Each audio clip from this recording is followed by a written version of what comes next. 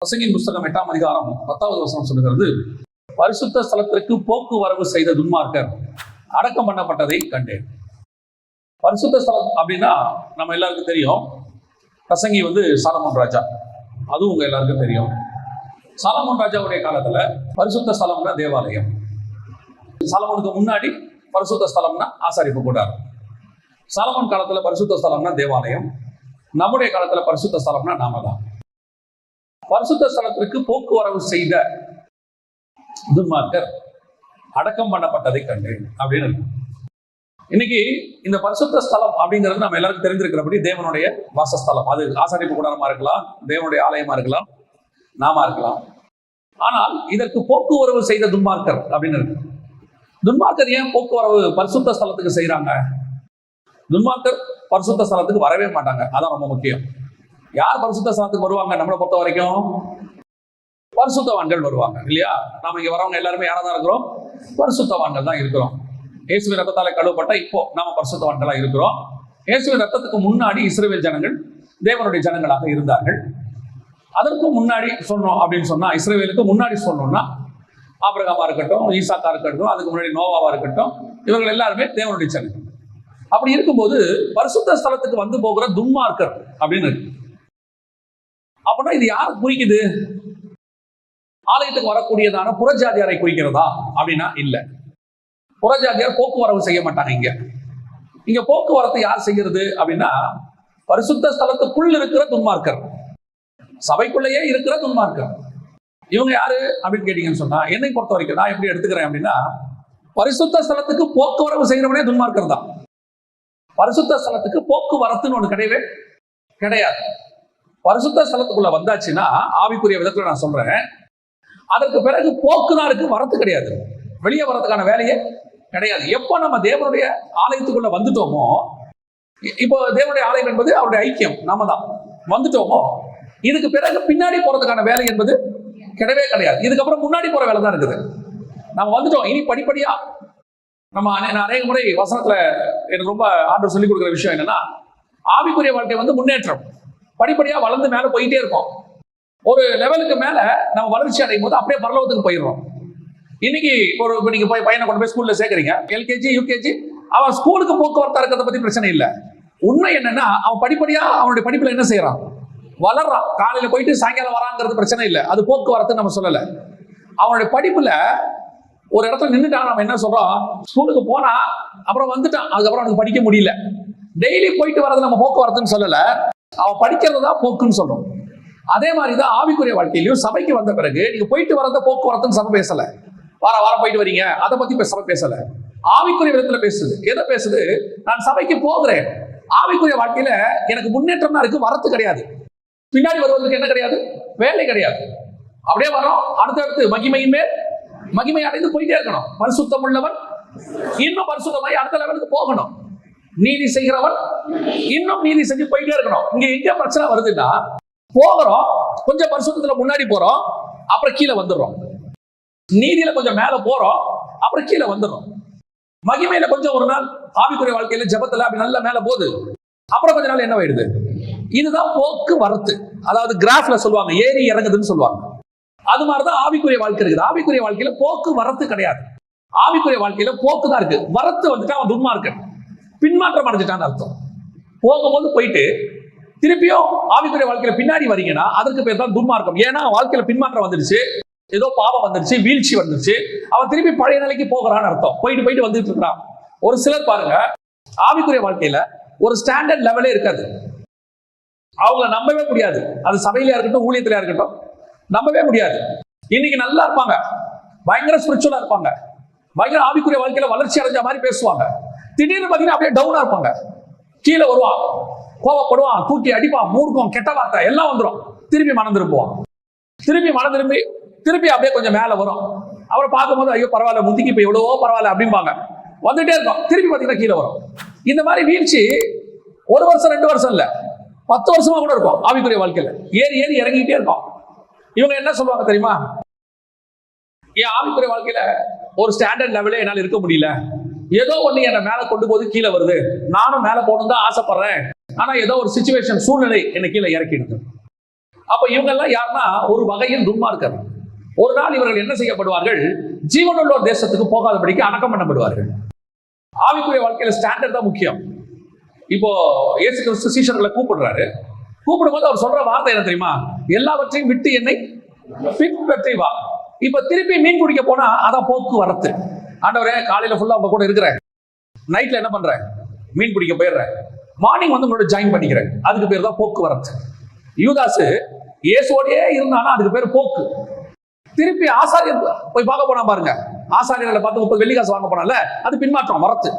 போக்கு வரத்து, போயிட்டு வரது, ஒரு ஸ்டாண்டர்ட் இல்லாது.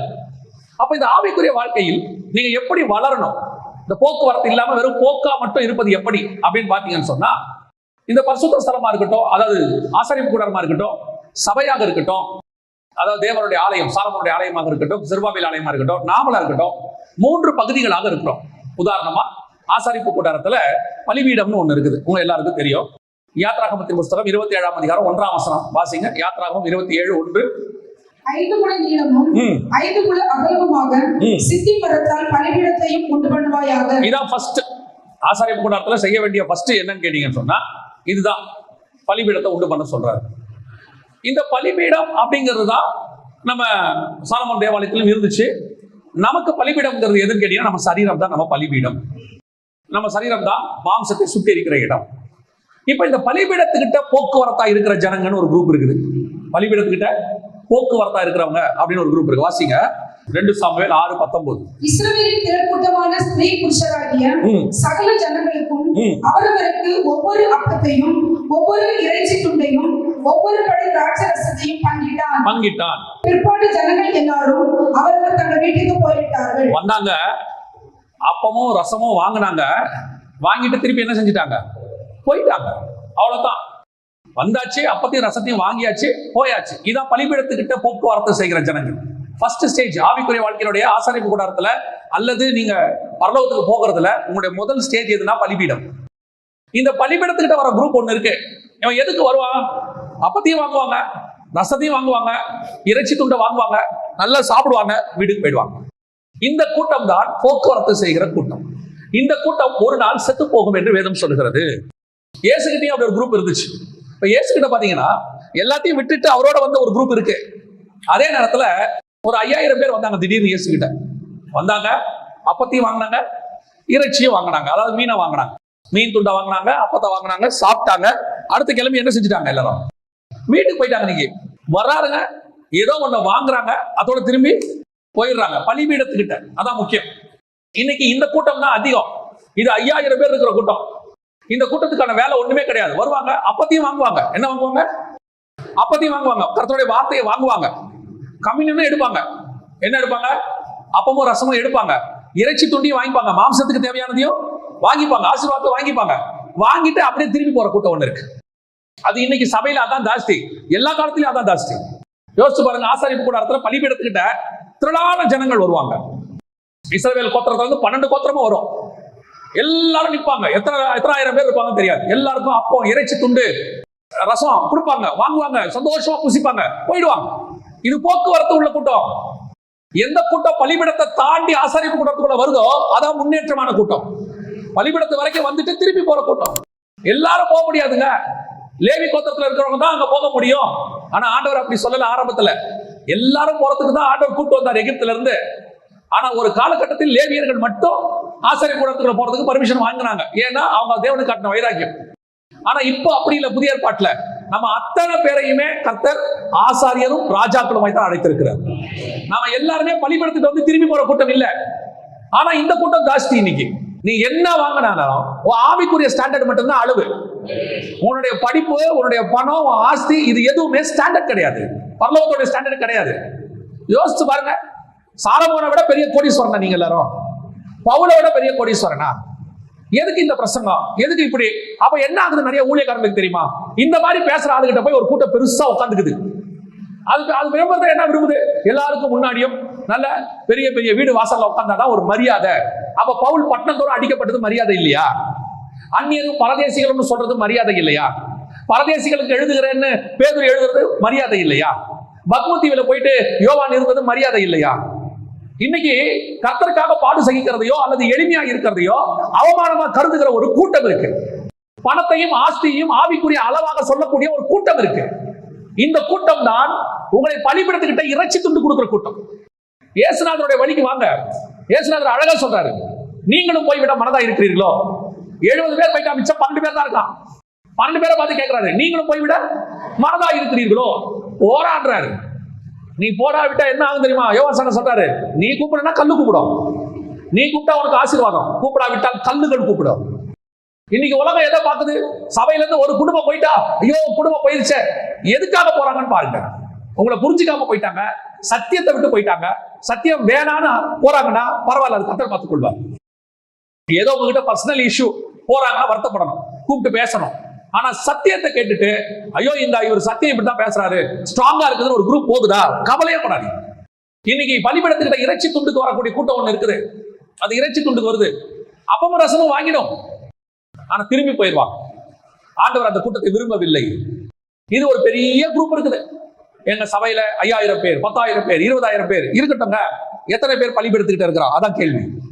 எத்தனை பேர் இறைச்சி துண்டுக்கு வரான்? எப்பவுமே ஆண்டவர் எனக்கு சொல்லி கொடுத்தது ஒன்றுதான், எவ்வளவு பேர் உன் கூட்டத்துக்கு வராங்கன்றது முக்கியமே இல்லை, எவ்வளவு பேர் சபைக்கு வராங்கன்றது முக்கியமே இல்லை, எவ்வளவு பேர் சபையில இருந்து பரலோகத்துக்கு வராங்கன்றது தான் முக்கியம். சபைக்குள்ள 5000 பேர் வந்துட்டு பரலோகத்துக்கு 5 பேர் வந்தா என்ன பிரயோஜனம் சொல்லுங்க? அதுல என்ன பிரயோஜனம் இருக்கு? ஆனா 20 பேர் வந்துட்டு சபைக்கு 20 பேரும் பரலோகத்துக்கு வந்துட்டான்னு வச்சுக்கோங்க, அதுதான் ஆசீர்வாதம். ஒரு ஸ்கூல்ல 50,000 பேர் படிச்சுட்டு 25,000 பேர் பாஸ் பண்ணானா அதுக்கு பேர் 50%. 1000 பேர் படிச்சு 1000 பேரை பாஸ் பண்ணா அதுக்கு பேர் 100%. என்னை நம்பி கொடுத்ததுல எல்லாத்தையும் நான் பரலோகத்துக்கு கூட்டிட்டு வந்துட்டேன். அதுதான் நமக்கு ஆண்டவர் கொடுத்திருக்கிற டார்கெட். இன்னைக்கு பலிபீடத்துக்கிட்ட இருக்கிற ஒரு கூட்டம் போக்குவரத்தா ஆசீர்வாதத்துக்கு வந்து போகும், உலக காரியங்களுக்கு வந்து போகும். கொஞ்சம் யோசிச்சு பாருங்க, ஏதாவது ஒரு அசம்பாவிதம் அல்லது ஏதாவது ஒரு சின்ன சம்பவம் அல்லது சின்ன போராட்டம் ஒண்ணு வரட்டும், இவங்க திருப்பி சபைக்கே வர மாட்டாங்க. நீங்க என்ன நினைச்சு சர்ச்சுக்கு வந்தீங்க? யார் ஏமாறுவான் தெரியுமா? எதையாவது எதிர்பார்த்து சபைக்கு வரவன் தான் ஏமாறுவான். யார் ஏமாற மாட்டான் தெரியுமா? எதையுமே எதிர்பார்த்து நான் வரல, இயேசுவை எதிர்பார்த்து வந்தேன். அவன் ஏமாறவே மாட்டாங்க சர்ச்சில். அவரையே தந்தவர் மற்ற எல்லாவற்றையும் அருளாதிருப்பது எப்படி? கண்டிப்பா தருவார். ஆனா என்ன தேவையோ அதான் தருவார். நீங்க எதிர்பார்த்துட்டு வருவீங்க, 1000 சவரன் எதிர்பார்த்துட்டு வருவீங்க. எதுக்கு? உங்களுக்கு கொடுத்து என்ன பண்ண போறோம்? ஒரு குரூப் அப்படி இருக்கு, எதிர்பார்த்துட்டு வர்றது, அது கிடைக்கலன்னு திரும்பி போயிருது. எந்த எதிர்பார்ப்பும் இல்லை. நான் பலிபீடத்துக்கு ஏன் வரேன் தெரியுமா? பலிபீடத்தில் கொடுக்கப்படுகிறதான இறைச்சிக்காக வரவில்லை. அங்கே கொடுக்கப்படுகிற அப்பமும் ரசமும் என்னை இன்னும் கொஞ்சம் உள்ளே கூட்டிட்டு போகும், என்னை இன்னும் கொஞ்சம் தாண்டி உள்ளே கூட்டிட்டு போகும். அதுக்கு தான் நான் வரேன். இப்போ ஒருத்தன் வந்தா பாருங்க, வாசிங்க யாத்ராகமத்தின் புஸ்தகம் 33ஆம் அதிகாரம் 11வது வசனத்தை வாசிங்க. ஒருவன் தன் சிநேகிதனோட பேசுவது போல கர்த்தர் மோசேயோட முகமுகமாய் பேசினார். பின்பு அவன் பாளையத்துக்கு திரும்பினான். நூனின் குமாரனாகிய யோசுவா என்னும் அவனுடைய பணிவிடைக்காரனாகிய வாலிபன் ஆசரிப்பு கூடாரத்தை விட்டு பிரியாதிருந்தான். நல்ல கவனி. எல்லாரும் பலிபீடத்துல வந்தாங்க, மோசே கூட பேசினாங்க, திரும்பி எங்க போயிட்டாங்க? எல்லாரும் அவங்க கூடாரத்துக்கு போயிட்டாங்க. ஆனா யோசுவா என்ற வாலிபனும் ஆசரிப்பு கூடாரத்தை விட்டு பிரியாதிருந்தான். அப்படின்னா என்ன அர்த்தம்? அவன் பலிபீடத்தை தாண்டி எங்க வந்துட்டான்? ஆசரிப்பு கூடாரத்துடைய வாசலுக்கு வந்துட்டான், அங்கேயே உட்காந்துக்கிட்டான். யோசுவாவுக்கு ஒண்ணு குடும்பமா, பிள்ளையா குட்டியா? உடனே இப்ப அந்த கேள்வி கேட்பாங்க, இவருக்கு என்னங்க கவலை, பிள்ளையா குட்டியா? யோசுவாவுக்கு பிள்ளை குட்டியெல்லாம் இருந்துச்சு. யோசுவாவும் சொல்றாரு, நானும் என் வீட்டாரமோ வென்றால் கர்த்தரையே சேவிப்போம். அவருக்கும் பிள்ளை குட்டியெல்லாம் இருந்துச்சு. ஆனா அவருக்கு தெரியுது, பலிபீடத்திட்ட வந்து ரிட்டர்ன் போறது தப்பான காரியம். அதை தாண்டி நான் ஆசாரிப்பு கூடார வாசலுக்கு வந்துடணும், நான் முன்னேற்றம் அடையணும் ஆவிக்குரிய வாழ்க்கையில. அதுதான் ஆசாரிப்பு கூடார வாசல்ல தங்கி இருக்கிறது. ஆவிக்குரிய விதத்துல சொல்லணும்னா அப்படின்னா வீட்டுக்கு திரும்பி போகக்கூடாதா? அதல்ல, நான் இன்னும் கொஞ்சம் முன்னேறி தேவனுடைய ஆலயத்தில் தேவனுடைய சமூகத்தில் உட்கார்ந்து இருக்கிறதையே மேன்மையாக கருதுவேன். நான் திரும்பி பின்னாடி போக மாட்டேன், உலகத்துக்கு, உலகத்தில் உள்ளவைகளுக்கு போக மாட்டேன். எல்லாவற்றையும் விட்டுத்தான் இயேசுக்கு பின்னாடி வந்தேன். திருப்பி நான் மீன் பிடிக்க போகிறேன்னு போக மாட்டேன். எல்லாவற்றையும் விட்டுத்தான் நான் பவுலோடு கூட ஊழியத்துக்கு வந்தேன். திரும்பி போய் நான் உலகத்தின் மேல் ஆசை வைத்து போன தேமாவை போல போக மாட்டேன். நான் எல்லாத்தையும் விட்டுத்தான் எலிசாவுக்கு பின்னாடி வந்தேன். திருப்பி நாகமனுடைய ஆசீர்வாதத்துக்கு பின்னாடி நான் போக மாட்டேன். இதுதான் எப்ப திரும்பி நீ பின்னாடி போறீங்களோ, இப்ப பாருங்க அவன் முன்னாடி ஆயிட்டான், அடுத்த ஸ்டெப்புக்கு வரான், ஆசாரிப்பு கூடார வாசலுக்கு வரான். இவ யாரு? எப்ராஹிம் கோத்திரத்துக்காரன். எப்ராஹிம் கோத்திரத்துக்காரத்துக்கும் ஆசாரிப்பு கூடாரத்துக்கும் சம்பந்தமே கிடையாது. எப்ராஹிம் கோத்திரம் ஆசாரிப்பு கூடாரத்துக்கு உள்ள போகவும் முடியாது. எல்லாம் தெரியும், ஆனா அவன் செய்யறான், பரவாயில்ல நான் ஆசாரிப்பு கூடாரத்துல நிக்கிறேன். ஆவிக்குரிய ஸ்டாண்டர்ட் என்பது அதுதான். எனக்கு பின்னாடி போவதற்கான எந்த விதமான முகாந்தரமும் கிடையாது. நான் இன்னும் முன்னேற வேண்டும், நான் இன்னும் ஆவிக்குரிய வாழ்க்கையில வளரணும், இன்னும் நான் அடுத்த லெவலுக்கு போகணும், இந்த தாட் இருந்துட்டே இருக்கணும். இல்லைங்க, உனக்கு அதனால என்ன பிரயோஜனம்? என்ன பிரயோஜனம் உங்களுக்கு நான் சொல்றேன். இந்த ஊழியத்துக்கு நாங்க வரதுக்கு முன்னாடி, நாங்க சபையில் இருக்கிற காலத்துல, என்னோட கல்லூரியோட முதலாவது வருஷத்துல தான் ஆண்டவரை ஏற்றுக்கொண்டேன். 18 வயசுல நான் ஊழியத்துக்கு வந்தது. கிட்டத்தட்ட 29 வயசுல தான் நான் வந்த ஊழியத்துக்கு. அந்த 12 ஆண்டு காலமும் எங்க ஆலயத்துல எனக்கு ஊழியம் என்பது கன்ஃபார்மே ஆகல. நான் ஊழியக்காரனோட பையனும் கிடையாது. என்னை கொண்டு போய் சாமுவேல் மாதிரி கொண்டு போய் விடவும் இல்லை. நான் காலேஜுக்கு போயிட்டு வந்துட்டு இருக்கிறேன். ஆனால் ஆலயத்தில் தங்கி இருப்பதை நாங்கள் விரும்பினோம். ஞாயிற்றுக்கிழமை காலையில போனா ஆராதனையை முடிச்சுட்டு வந்து திருப்பி சாயங்காலம் ஓப்பனா இருக்க போவோம் 3 மணிக்கு. அது முடிச்சு 6 மணிக்கு முடியும். 6:30 மணிக்கு அடுத்து ஈவினிங் சர்வீஸ் இருக்கும், அதை அட்டன் பண்ணுவோம். 8:30-9 மணிக்கு தான் முடியும். முடிச்சு காலைல 5 மணிக்கு ஆராதனை இருக்கும். திங்கட்கிழமை காலைல 5 to 6 பிரேயர் இருக்கும். அதுக்கு வருவோம். எவ்வளவுக்கு எவ்வளவு ஆலயத்தில் இருக்க முடியுமோ அவ்வளவு ஆலயத்தில் இருக்க விரும்புவோம். ஏன்? என்ன கொடுக்க போறாங்க? ஆலயத்துல இருந்தா என்ன பிரயோஜனம்? அதெல்லாம் கிடையாது. பிரயோஜனத்துக்காக கிடையாது. ஆலயத்தில் இருப்பதே ஆசீர்வாதம். உள்ள தங்கி இருந்து ஜாப் பண்றதே ஆசீர்வாதம். பாய் போறதா இருக்கட்டும், பெருக்கிறதாக இருக்கட்டும், அல்லது அங்க இருக்க கிடைக்கக்கூடிய சின்ன சின்ன ஊழியர்களாக இருக்கட்டும். ஊழியக்காரரு தம்பி 4 பேர் ஓடி பிடிப்போம். பாஸ்டர் சொல்லுங்க என்ன? அவர் ஏதோ ஒன்று கூப்பிட்டார். யாரை கூப்பிட்டாரு? தம்பி அப்படின்னா 2-3 பேர் ஓடுவோம். ஏன்? அவர் எங்களை நான் கூப்பிட்டோம் வாங்கன்னு சொன்னாரா? அதெல்லாம் கிடையாது. ஆலயத்தில் இருப்பது ஆசீர்வாதம். எங்களுக்கு வீடு இருந்துச்சு. இது அப்படியே வேலைக்கு போகும்போது தொடர்ந்துச்சு. கல்யாணம் ஆன பிறகு தொடர்ந்துச்சு.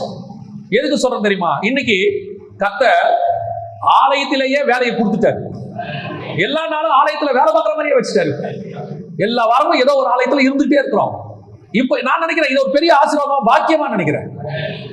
6 நாள் உலக வேலைக்கு போறது நான் குற்றமா சொல்லல. எனக்கு அது கூட கிடையாது. 6 நாளும் கர்த்தருக்கு வேலை பார்க்கறதே வேலையா வச்சுட்டேன். 7ஆம் நாளும் கர்த்தருடைய சமூகத்தில் இருக்கிறோம். போக்குவரத்துக்கு வேலையே இல்லை பாருங்க. இப்ப இது எவ்வளவு பெரிய ஆசீர்வாதம் தெரியுமா?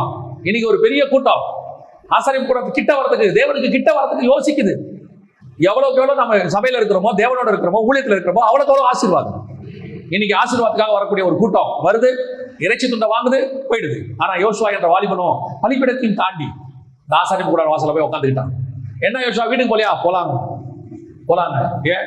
இந்த ஆசாரியம் கூட வாசல்ல உட்காந்து எவ்வளவு ஆசீர்வாதமா இருக்குது. நான் சிலரை பார்த்திருக்கிறேன். ஊழியத்தை அவ்வளவு வாஞ்சியா செய்வாங்க. அவங்களோட இருக்கும் போதெல்லாம் நிறைய எவ்வளவு இன்ட்ரெஸ்டா ஊழியம் செய்யறாங்க. அதாவது ஊழியத்தை வேலையா செய்ய மாட்டாங்க, ஊழியத்தை கடமையா செய்ய மாட்டாங்க. ஆபீஸ் மாதிரி ஊழியத்தை செய்ய மாட்டாங்க. 6 நாள் வேலை, 1 நாள் லீவு அப்படிலாம் செய்ய மாட்டாங்க. நான் அவங்களோட இருந்திருக்கிறேன். அவங்க பார்ப்பேன். அந்த ஊழியத்தை ஆத்மா விரும்புற வேலையா செய்வாங்க. நேரம் கிடைக்கும் போதெல்லாம் சும்மாவே இருக்க மாட்டாங்க. ஏதாவது தியானிப்பாங்க, ஏதாவது பேசுவாங்க, இல்ல ஆராதிப்பாங்க. சும்மா இருக்கும்போது கூட அதுதான் அந்த ஆசாரிப்பு கூட வாசல தங்கி இருக்கிறதுக்கான அடையாளம். அப்படியே தேவ சமூகத்திலேயே பிரசன்ஸ்லயே இருக்கிறது. இருந்து பாருங்க, அப்போ உங்களுக்கு தெரியும். இந்த பலிபீடத்துக்கிட்ட இருந்து இந்த இறைச்சி துண்டையும், ஆட்டு சத்தத்தையும், மாட்டு சத்தத்தையும் ஒரு நாள் கேட்டுக்கிட்டு இருந்தோம். இப்ப தாண்டி வந்துடணும். நாமளும் அங்க நின்று என்ன பண்ணிட்டு கூடாது? அந்த இறைச்சி துண்டுக்கு ஒரு கூட்டம் அடிச்சுக்கும் பாருங்க. அதே மாதிரி நீங்களும் அடிச்சுக்கூடாது. வீடு, வாசல், நகை, எதிர்காலம், பிள்ளைகள், கல்யாணம். இப்போ நீங்க ஒரு தாண்டி அப்படி வந்துட்டீங்க. யோசுவா வந்துட்டாரு. இப்ப யோசுவாவுக்கு என்ன குறை வச்சாரா ஆண்டவர்? ஏதாவது குறை வச்சாரா? ஒரு குறையும் இல்லை. அவன் தான் மோசேக்கு அப்புறம் போஸ்டிங்கே வந்தான். நியாயமா என்ன பண்ணோம்? மோசேக்கு அப்புறம் லேவி கோத்திரத்துல யாராவது ஒருத்தரை செலக்ட் பண்ணி தானே கொண்டு வரணும். ஆனா எப்ராயிம் கோத்திரத்துல யோசுவா வராரு. ஏன் வராரு? அவனங்க பொறுப்பு இல்லாம எப்ப பார்த்தாலும் ஊழியம் சுத்திட்டு இருந்தான். ஆசாரிப்பு கூட வாசல்ல உட்கார்ந்து இருந்தான். அவனுக்கு குடும்பத்தை கவனிக்கல, இப்படி எல்லாம் சொல்லியிருப்பாங்க. ஆனா ஆண்டவர் பார்த்தாரு. அவன் குடும்பத்தையும் பார்த்தா அதை விட அதிகமா என்ன நேசிச்சான். ஏன் ஆசை என்னோட வீட்டு வாசல்ல உட்கார்ந்தான் விரும்பினான். அவனை பண்ற செலக்ஷன் என்ன? அந்த செலக்ஷன் நான் எப்பவும் சொல்லுவேன், ஆண்டவர் நம்மளை இன்னைக்கு செலக்ட் பண்ணல. நம்மளை என்னைக்கு தாயின் வயிற்றுல கந்தாரோ அன்னைக்கே செலக்ட் பண்ணிட்டாரு. என்னைக்கு ஊழியத்துக்கு வேறு பிரிச்சாரோ அன்னைக்கே செலக்ட் பண்ணிட்டாரு. அந்த செலக்ஷன்ல விருப்பப்பட்டு வேலை செய்யணும். நான் எப்பவும் அதான் நினைப்பேன். இந்த ஊழியத்தை டேட் கொடுத்துட்டு செய்ய முடியல, அன்னைக்கு ஜுரம், படுத்த படுக்கை ஆகிட்டோம், இல்ல போக முடியல, அது வேற. ஆனா அந்த இடத்துக்கு வந்துட்டு இன்னைக்கு கொஞ்சம் ரெஸ்ட் எடுப்போம், சுத்தி பார்ப்போம், நீங்க யாராவது போய் நீங்க பேசுங்க, சான்ஸே கிடையாது. செய்யக்கூடாது. இதுவரைக்கும் கர்த்தர் அப்படி செய்வதற்கு எனக்கு வாய்ப்பு தரல.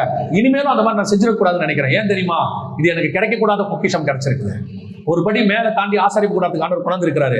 அந்த வாசல்லையே தான் நான் உட்கார்ந்து இருக்கணும். திருப்பி நான் பலிபீடத்திற்கு போயிடவே கூடாது. அல்லேலூயா. இது முதலாவது பலிபீடத்திற்கு வந்து போகிற துன்மார்க்கர். 2வது பாருங்க, யாத்திராகமத்தின் புஸ்தகம் 27ஆம் அதிகாரம் 9வது வசனம். வாசஸ்தலத்துக்கு பிரகாரத்தையும் கொண்டு பண்ணுவாயாக.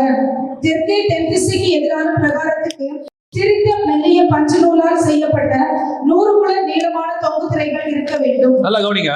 இந்த வாசஸ்தலம் 2 பகுதியாக இருக்கிறது. எபிரேயருக்கு எழுதின நிருபம் 9ஆம் அதிகாரம் 2-3 வசனங்களை வாசி. எப்படி எனில் ஒரு கூடாரம் உண்டாக்கப்பட்டிருந்தது. அதன் முந்தின பாகத்தில் குத்துவிளக்கும் மேஜையும் தேவ சமூக தப்பங்களும் இருந்தன. அது பரிசுத்த ஸ்தலம் எனப்படும்.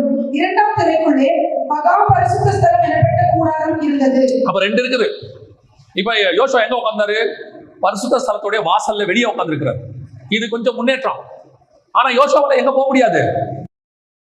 பரிசுத்த ஸ்தலத்துக்குள்ள போக முடியாது. ஏன்னா அதுல எப்ராயிம் கோத்திரத்தை சார்ந்தவங்க யாரும் என்ன செய்ய முடியாது? போக முடியாது. யார் தான் போக முடியும்? லேவி கோத்திரம் சார்ந்தவங்க போக முடியும். ஆனா இப்ப நமக்கு அப்படி இல்லை. நாம யார் வேணாலும் எங்க வேணாலும் போலாம். இப்ப நாம 2வது லெவலுக்கு வரோம். இப்ப எங்க வரோம்? பரிசுத்த ஸ்தலத்துக்குள்ள உள்ள வரோம். ஆனா அந்த பரிசுத்த ஸ்தலத்துக்குள்ள உள்ள வரவங்களும் லேவியர்கள் அப்படிங்கிறவங்க வருவாங்க. இவங்க வருவாங்க. அங்க 2-3 வேலை இருக்கும். அந்த வேலையெல்லாம் அவங்க செய்வாங்க. என்ன வேலை செய்வாங்க பாருங்க, வாசிங்க. என்னாகும் 4:16 வாசிங்க. என்னாகும் ஆரோனின் குமாரன் எலெயாசார் விளக்குக்கு எண்ணெயையும் சுகந்த தூப வர்க்கத்தையும் தினந்தோறும் இடும் போஜன பலியையும் அபிஷேகத்தையும் வாசஸ்தலம் முழுவதையும் அதிலுள்ள யாவையும் பரிசுத்த ஸ்தலத்தையும் அது பணிமுட்டுகளையும் விசாரிக்க கடவுள் என்றார். 2வது ஒரு ஆள் உள்ள போலாம். இன்னும் கொஞ்சம் லெவல் உள்ள போலாம். அவன் யாருன்னா ஆசாரியர், லேவியர். இவன் உள்ள போலாம். உள்ள போயிட்டு அவன் என்ன செய்யலாம் அப்படின்னு கேட்டீங்கன்னா, அதுக்குள்ள இருக்கிறத எல்லாத்தையும் மெயின்டைன் பண்ணலாம். விளக்கு எண்ணெயை பண்ணலாம். அங்க இருக்கிற அப்பத்தை டெய்லி மாத்தணும். சமூகத்தை அப்பத்தை டெய்லி மாத்தணும். அதை மாத்துவான். எல்லா வேலையும் செய்யலாம். ஆனா இது அவன் டெய்லி செய்யணும், தினந்தோறும் செய்யணும். வாசிங்க எபிரேயர் 9ஆம் அதிகாரம் 6வது வசனம் வாசி. 9:6. இவைகள் இவ்விதமாய் ஆயத்தமாக்கப்பட்டிருக்க ஆசாரியர்கள் ஆராதனை முறைமைகளை நிறைவேற்றும்படிக்கு முதலாம் கூடாரத்திலே நித்தமும் பிரவேசிப்பார்கள். முதலாம் கூடாரத்திலே அதுதான் அந்த இடத்துல நம்ம வாசிச்சோம். என்ன 4:16 தினந்தோறும் டெய்லி உள்ள போவாங்க. ஆனா டெய்லி வெளியே வந்துருவாங்க. இது 2வது கூட்டம். ஆசாரியர்கள் எங்க போவாங்க? டெய்லி உள்ள போவாங்க. விளக்க கிளீன் பண்ணுவாங்க. நல்ல எரிய வைப்பாங்க. அங்க இருக்கிற அப்பத்தை எடுப்பாங்க, சாப்பிடுவாங்க. ஏன்னா அது ஆசாரியர்கள் சாப்பிடுறது, தூக்கி போடக்கூடாது. சாப்பிடுவாங்க, வெளியே வந்துருவாங்க. திருப்பி புது அப்பம், புதுல எண்ணெய் ஊத்துவாங்க. இது டெய்லி நடக்கும். இப்படி ஒரு கூட்டம் இருக்குது. இது 2வது கூட்டம். இவங்க கொஞ்சம் முன்னாடி வந்துட்டாங்க, உள்ள வந்துட்டாங்க. நம்மள மாதிரி ஆவிக்குரிய வாழ்க்கையில கொஞ்சம் வளர்ச்சி அடைஞ்சவங்க 2வது கூட்டம் வச்சுக்கோங்க. வந்துருவாங்க. இவங்க வசனத்தின் மேல தாகம் இருக்கும். டெய்லி வசனம் படிப்பாங்க. டெய்லி ஏதாவது வசனத்துல ஏதாவது ரெவலேஷன் கிடைக்கணும்னு விரும்புவாங்க.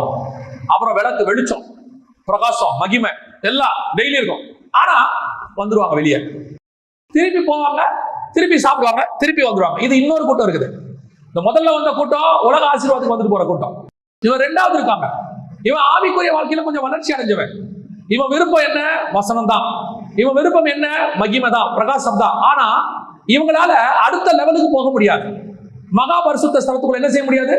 போக முடியாது. இவங்க என்ன பண்ணுவாங்க தெரியுமா? போவாங்க, வந்துருவாங்க. இதுக்கு மேல இவங்களுக்கு வளர்ச்சியே இருக்காது.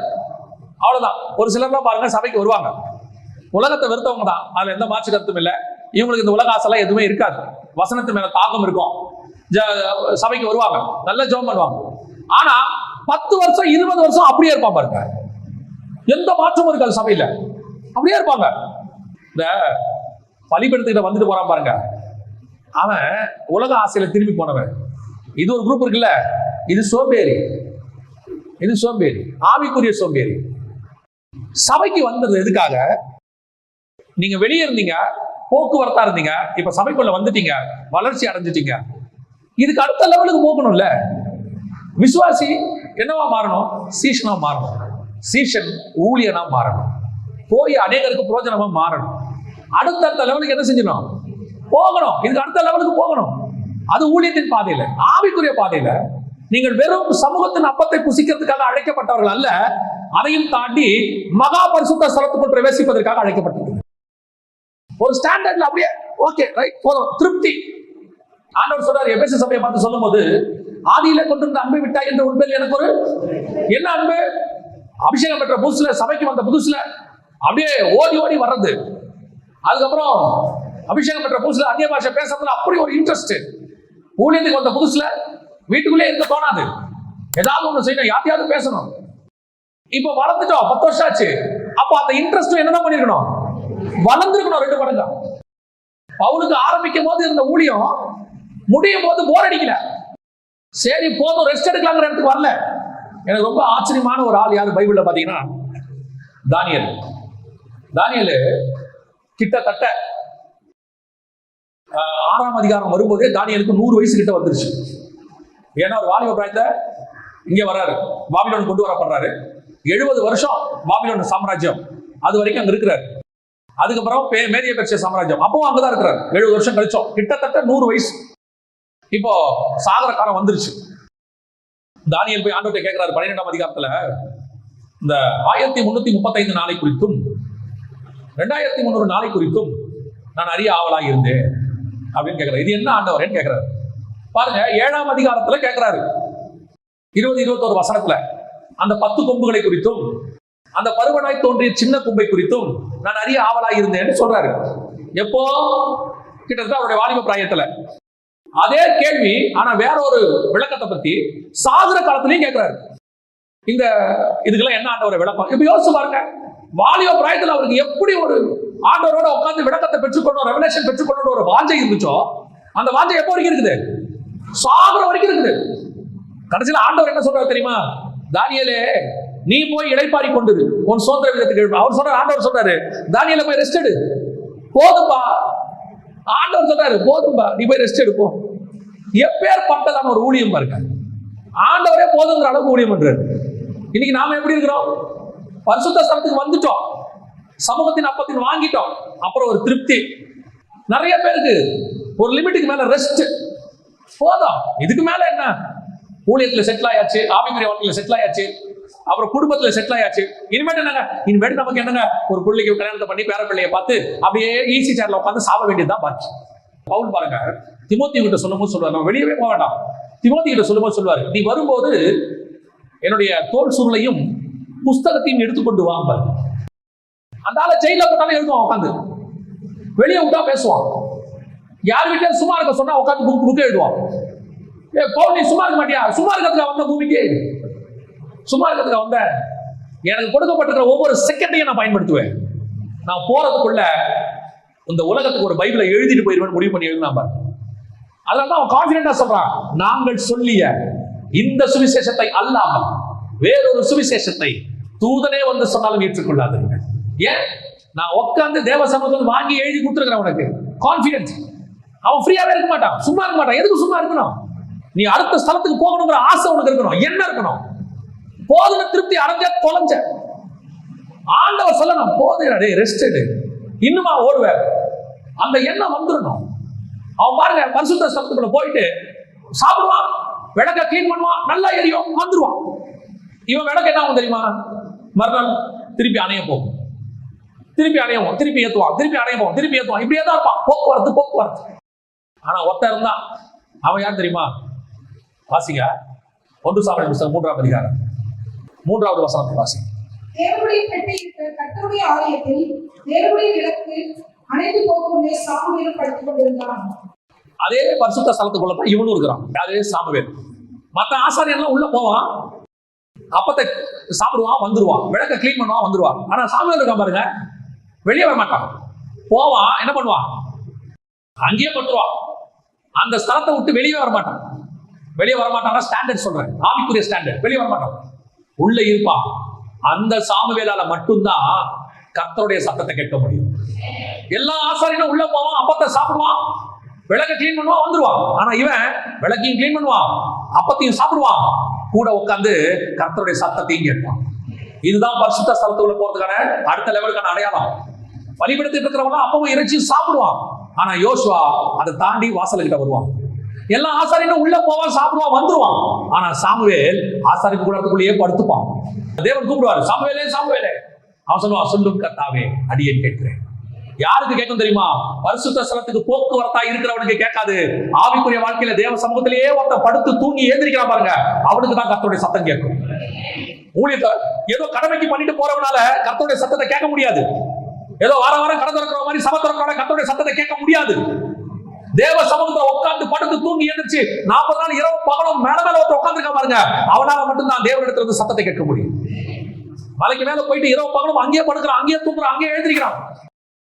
அப்பதான் கர்த்தர் கூப்பிடுறாரு, மோசே, நான் சொல்லுகிறதை எழுதுவார். ஆண்டவர் அப்பதான் பேசுவார். கர்த்தர் உன்னோட பேசணும்னா பரிசுத்த ஸ்தலத்துக்கு போக்குவரத்தா இருந்தா பத்தாது, அங்க இருக்கிற வெறும் அப்பத்தை சாப்பிட்டா பத்தாது, விளக்கை வெளிச்சத்தை பார்த்தா பத்தாது, அங்கேயே உட்கார்ந்து இருக்கணும், காத்திருக்கணும், எப்ப கர்த்தர் பேசுவார்னு கேட்கணும்.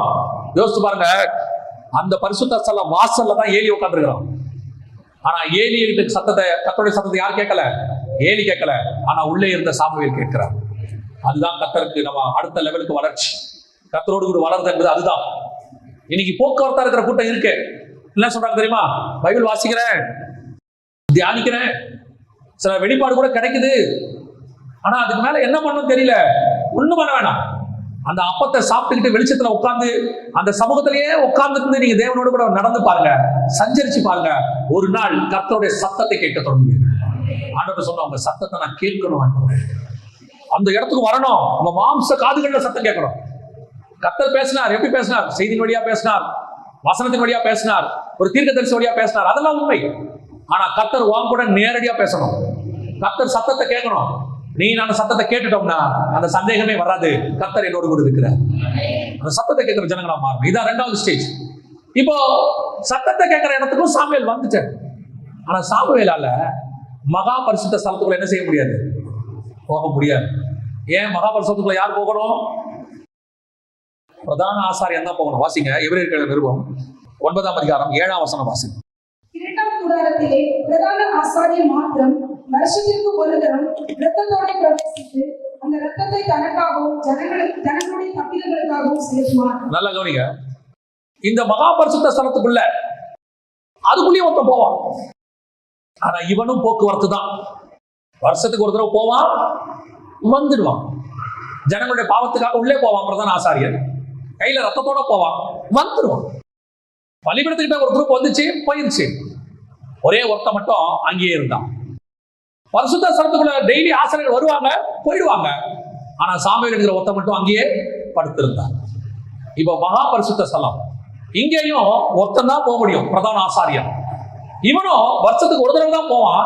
ஆனா இவனும் அங்க இருக்க மாட்டான். இவனும் என்ன பண்ணிடுவான்? வந்துடுவான். இவனும் போக்குவரத்து தான், இவனும் வந்துடுவான். ஆனா வேதம் சொல்லுது, பரிசுத்த ஸ்தலத்துக்கு போக்குவரத்தா இருக்கிற துன்மார்க்கர். போக்குவரத்தா இருக்கிறவன் யாரு? துன்மார்க்கன். அவன் போக்குவரத்தா இருக்கக்கூடாது, அங்கேயே தான் இருக்கணும்.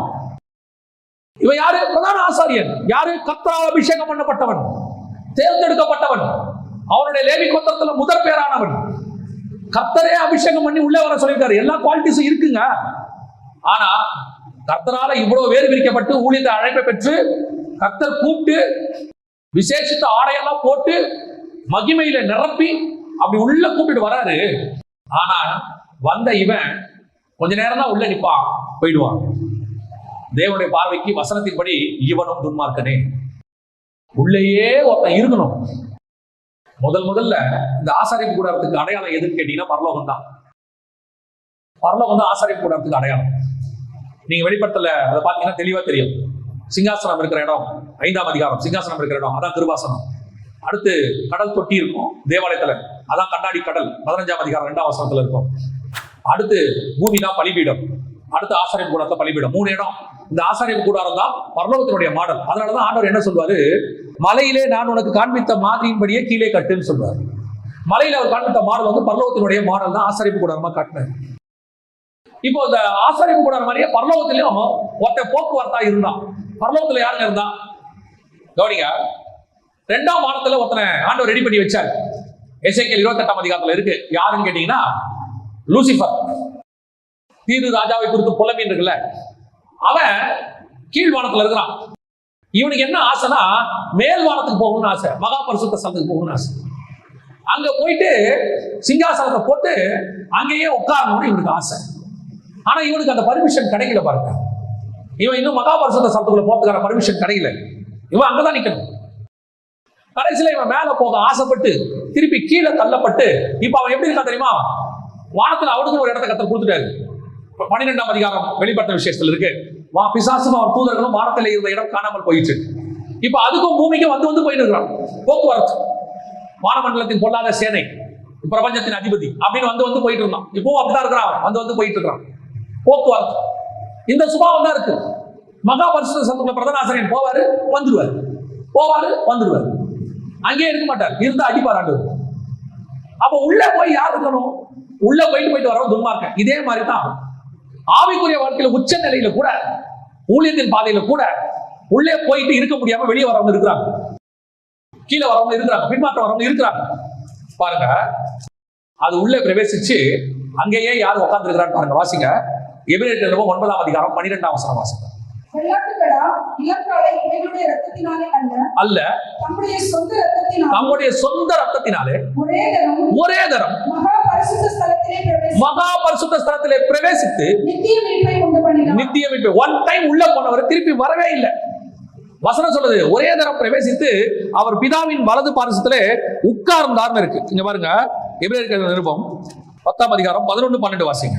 அன்றியும் எந்த ஆசாரியனும் நாடோறும் ஆராதனை செய்கிறவனாயும் பாவங்களை ஒரு காலம் நிவர்த்தி செய்யக்கூடாத ஒரேவித பலிகளை அநேக தரம் செலுத்தி வருகிறவனாயும் இருப்பான்.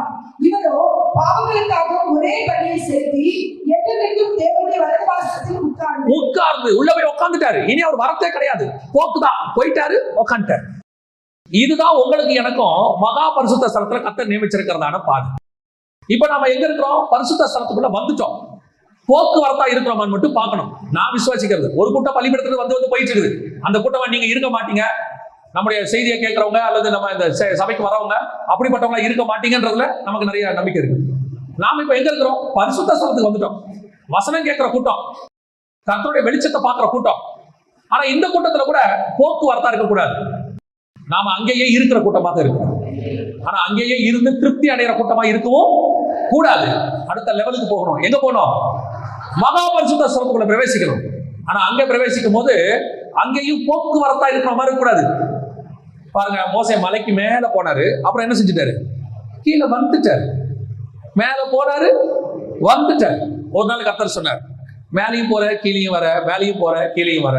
ஒரு நாள் கீழே தப்பு நடந்துச்சு.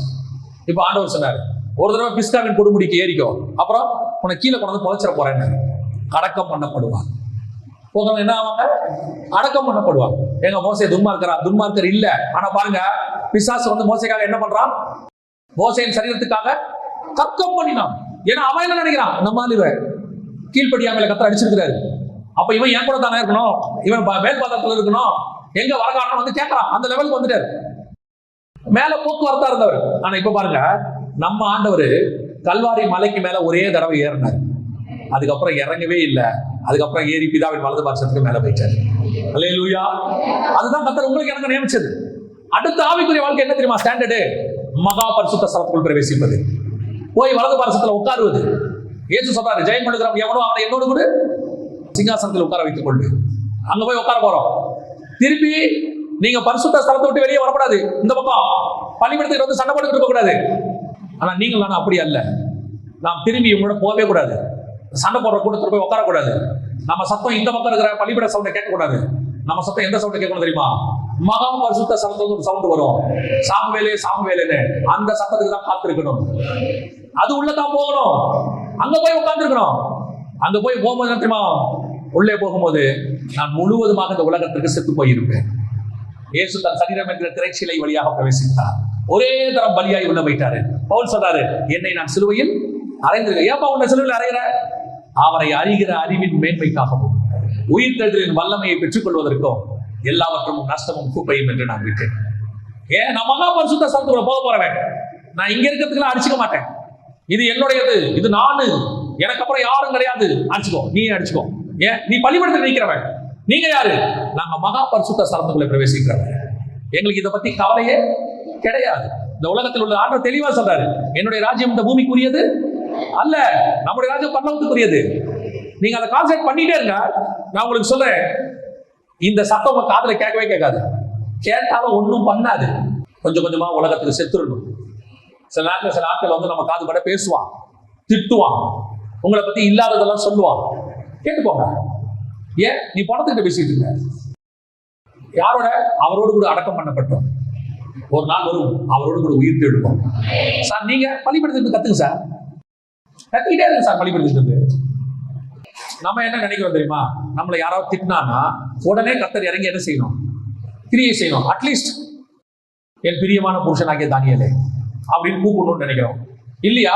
மலையிலிருந்து ஒரு சத்தம் உண்டாகி, மேகத்திலிருந்து ஒரு சத்தம் உண்டாகி, இவர் என்னுடைய நேசகுமாரன் அப்படின்னு சொல்ல நினைக்கிறோம் இல்லையா? குறைஞ்சபட்சம் நம்மளை யாராவது ஏதாவது பேசினா இறங்கி ஆண்டவர் அவனை அடிக்கணும்னு நினைக்கிறோம், கையை உடைக்கணும், காலை உடைக்கணும்னு நினைக்கிறோம். ஆனா கர்த்தர் என்ன சொல்றாரு தெரியுமா?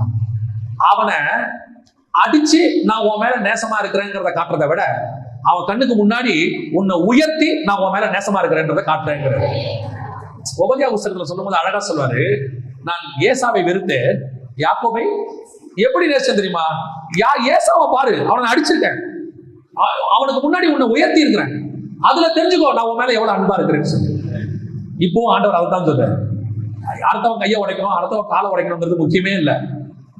அந்த அந்த எண்ணம் உனக்கு இருக்கிற வரைக்கும் நீங்க இன்னும் பரிசுத்த ஸ்தலத்துல இருக்கிறீங்க, இல்லைன்னா பலிபடுத்திட்டு இருக்கிறீங்கன்னு அர்த்தம். பேசுறவன் பேசிக்கிட்டே இருக்கட்டும், திட்டுறவன் திட்டிக்கிட்டே இருக்கட்டும். உன் வேலை என்ன தெரியுமா? அவனுக்கு சரிசமா பேசுவதில்லை, அந்த சத்தமே கேட்காத தூரமான இடத்துக்கு போயிடு. நீ மகா பரிசுத்த ஸ்தலத்துக்குள்ள போயிட்டீங்கன்னு வச்சுக்கோங்க, பலிபடுத்திட்டு இருக்கிற சவுண்ட் கேட்கவே கேட்காது. உங்களை அவன் பேசவே மாட்டான், பேசினாலும் கேட்காது. உங்களுக்கு உங்க காதுல என்ன ஒண்ணும் தெரியுமா? உங்க காதுக்குள்ள தேவனுடைய சத்தம் விழும். மறைவான மன்னாவை எடுத்து புசிய கொடுப்பார், பிரமாணங்களை எழுத சொல்லுவார், உன்னை கர்த்தர் உயர்த்தி மேலே கொண்டு வைப்பார். இதுதான் பரிசுத்த ஸ்தலத்தினுடைய வளர்ச்சி. நீங்க பலிபடுத்திட்டு இருக்கிறீங்களா? பரிசுத்த ஸ்தலத்துல இருக்கிறீங்களா? மகா பரிசுத்தத்துல இருக்கீங்களா பாருங்க.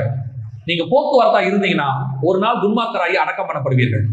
நீங்கள் ஒருவேளை இந்த போக்குவரத்து இல்லாம வளர்ச்சி அடைகிறவங்களா இருந்தீங்கன்னா, யோசுவாவை போல, சாமுவேலை போல, இயேசு கிறிஸ்துவை போல ஒன்ஸ் போயாச்சுன்னா திரும்பி வராத கூட்டமா இருந்தீங்கன்னா கர்த்தர் உங்களை உயர்த்தி தன்னோடு கூட வைத்துக் கொள்வார். அல்லேலூயா. நாம் ஜெபம் பண்ண போகிறோம். தேவ சமூகத்துல ஆண்டவர் நோக்கி பார்க்க போகிறோம். ஆண்டவர்கிட்ட ஒரு சின்ன ஜெபம் பண்ணுவோம். ஆண்டவரே, நாமும் அந்த வளர்ச்சிக்குள்ள வரணும். எனக்கு இந்த பலிபடுத்துகிற சண்டை போட்டது போதும் ஆண்டவரேன்னு சொன்னேன். நான் பலிபடுத்துகிற சண்டை போட்டது போதும் ஆண்டவரே. நான் யோசுவாவை போல வாசல்கிட்ட வந்து உட்காந்துக்கிறேன்பா. நான் வாசல்ல உட்கார்ந்து இருந்தது போதும். சமூகத்தின் அப்பத்தின் மேஜையை போயிட்டு சாப்பிட்டு வந்தது போதும். நான் தானியேலை போல உள்ளவே வந்து படுத்துக்கிறேன். நான் தானியேலை போல படுத்திருந்தது போதும். பிரதான ஆசாரியனை போல உள்ள போயிட்டு வர அனுபவம் எனக்கு வேணாப்பா. உங்களுடைய குமாரனாக இயேசு கிறிஸ்துவை போல உங்க பக்கத்திலேயே வந்து நான் உட்கார்ந்துக்கிறேன். இந்த எண்ணம் வாஞ்சை வரணும்.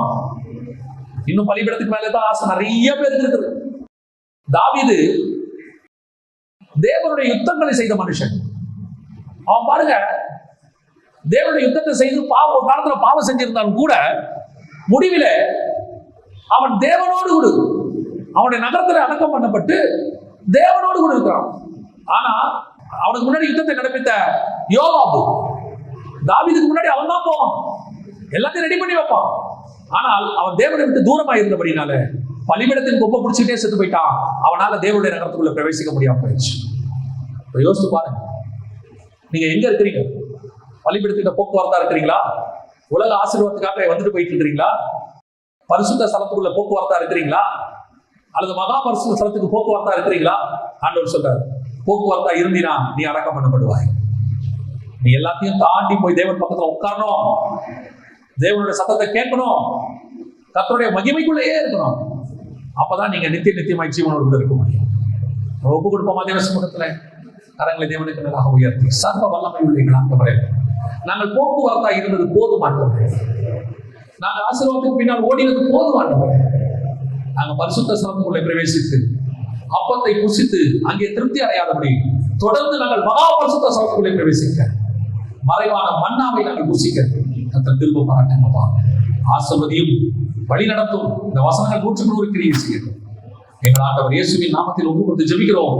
எங்கள் ஜீவனுள்ள நல்ல பிதா.